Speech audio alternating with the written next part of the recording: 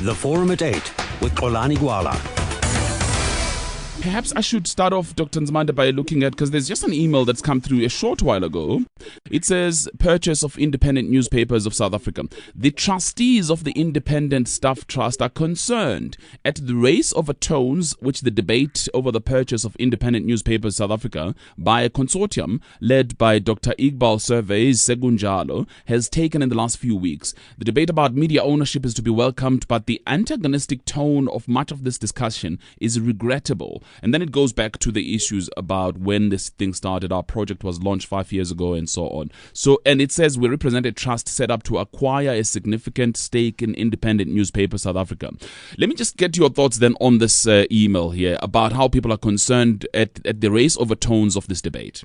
We share the concern that is being raised. I think it's mainly employees and workers, who want to be part of this. Yeah. And I think that, Xolani, precisely partly that's why we're raising these matters as the SACP, because we thought that, to be quite honest, let's put it bluntly, SANEF was out of order in their comment. And if any blame on the nature of this discussion is to be put anywhere, it must be put squarely on SANEF, because as the SACP, we found it very strange that, to begin with, SANEF issues a statement complaining about the fact that the independent group that is being bought is a monopoly. Xolani, we hold no brief for Sekunjalo, by the way. It's principles that we are raising. Yet, when this independent group has been owned by the Irish for all these years as a monopoly, SANEF never said anything. Now that there is change of ownership, all of a sudden SANEF raises ownership. It gives the impression, in fact, to us as the SACP that a monopoly is fine if it's white foreign owned, but a monopoly is bad if it's South African black owned.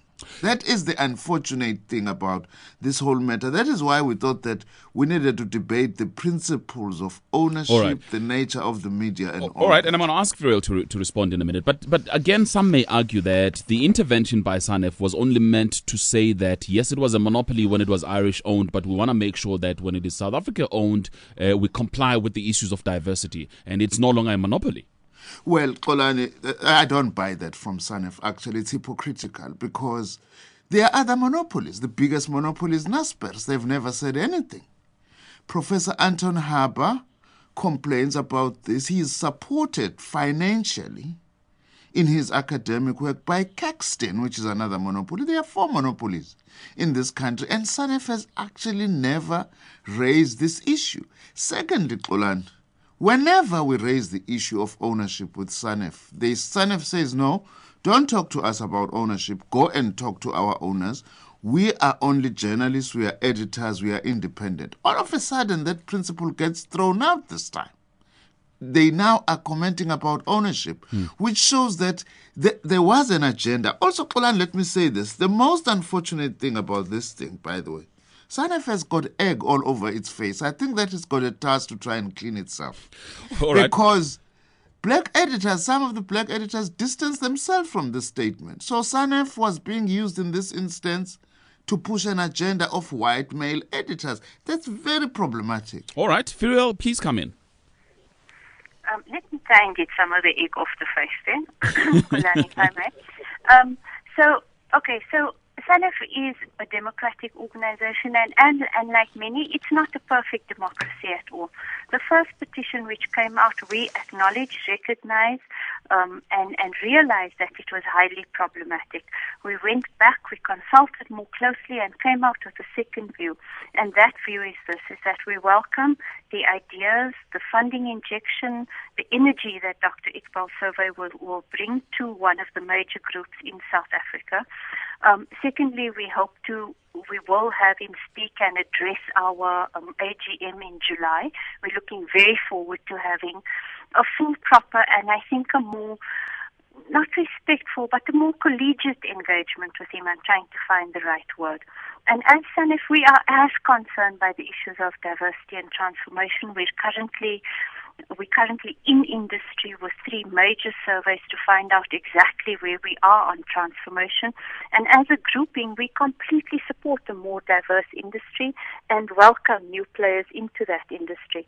So yes, it was an unfortunate petition, the first one which came out, but I think the second one is far more unified and far more progressive than the first. Like I say, it's not a perfect democracy. All right, fine.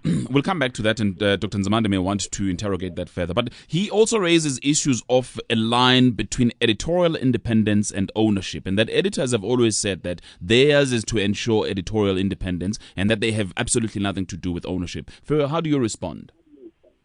Well, as a member of SANEF, I've always had a problem with that position in the organization, that we have to be completely hands off with ownership issues. I don't think that that's the correct way to go.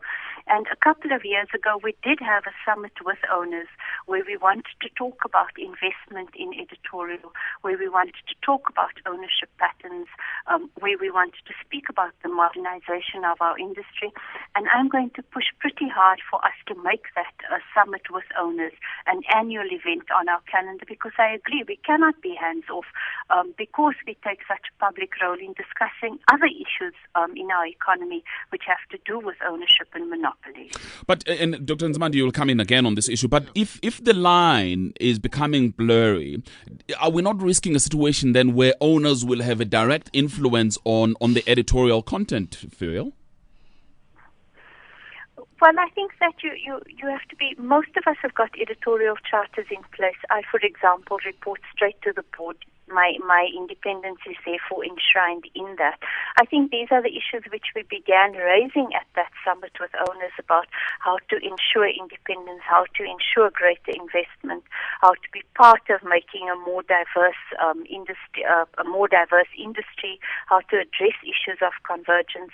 I think that you just have to.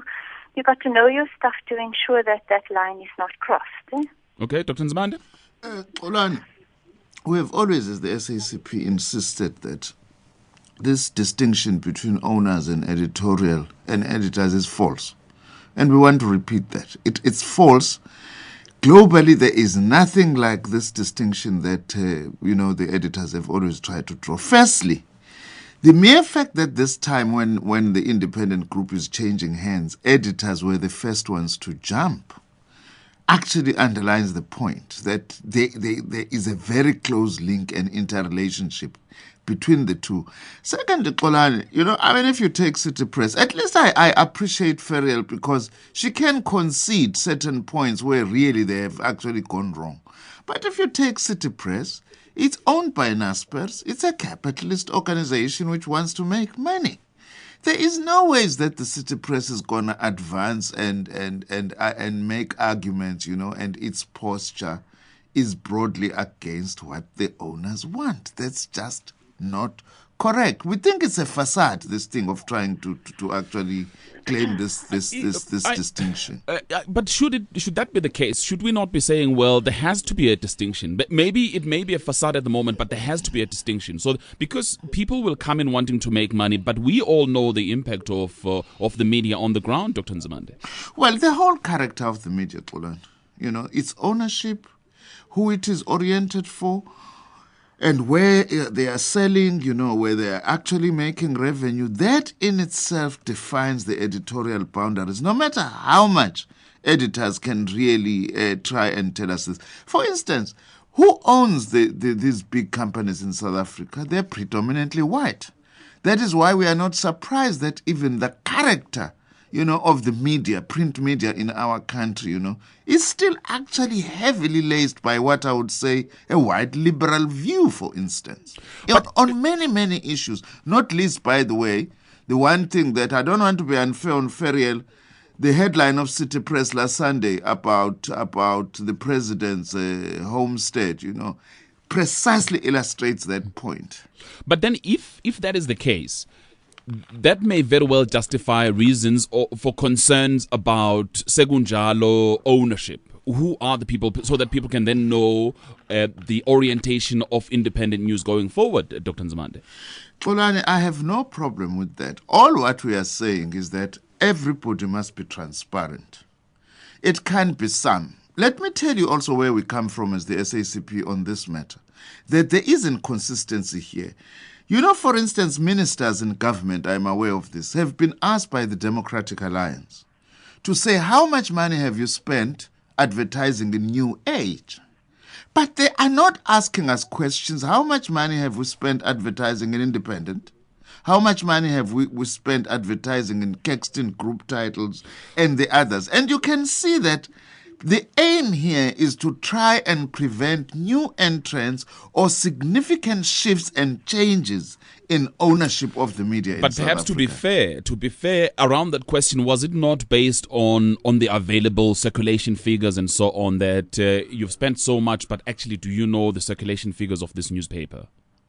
No. Why are they not asking us about the other circulation? As a matter of fact, Xolani, all media at the moment, the readership is going down. Yeah, but That's at the a time fact. when the questions were asked, the question, the basis or the context was that we haven't seen the circulation figures of this newspaper. How then is it possible that you can go advertise? Yet we all know the Sunday Independent, we know the City Press, we know the Sunday Times. Was that not the basis of the question? If you can reason that way, Xolani, then we are not going to get new entrants. Because government can decide, for example, that we are going to advertise in community newspapers that have got very low circulation, precisely so that you are able to grow them and promote diversity. We're discussing issues of media ownership and media transformation in this country. Mike in Cape Town, give me your point, please. Thanks. Thanks very much. Great show. Yes, look, just two things. I think my time is limited, but, you know, Comrade Blade will agree with us. We need to firstly thank the press, I think, and give and really heap high praise on them. I think we're losing the plot a little bit here. I think this monopoly thing is a red herring. You know, nobody complained about the press when I was fighting along and with the ANC against the apartheid government. The press was incredibly brave in those days, went to jail, we were locked up for 90 days. And now what's happened is that the press is now exposing the corruption of, sadly, what has become the new ANC, really, let's be honest. I mean, you know, we've got 98 corrupt ANC MPs in Parliament. Why are they there? Well, they're exposed because of the media and the Travelgate scam. Now, I don't think, you know, we've got Zuptagate, Armsgate, Allgate, Nkandlagate, and all these other gates. Where we really are today, Comrade Blade, is the fact that the government is now so deep that they cannot allow the press to continue the way it is. My worry is that Sekunjalo will now be taking money from funds that we don't know about. We know about Chancellor House. We know there's 5 billion in there. Now, we need to know, as long as no money comes from the government and goes to this new press group, I have no problem with it whatsoever. I don't care what color any of the editors are. I just want to know that the news we are getting is free of any government interference. The Forum at 8 with Xolani Gwala.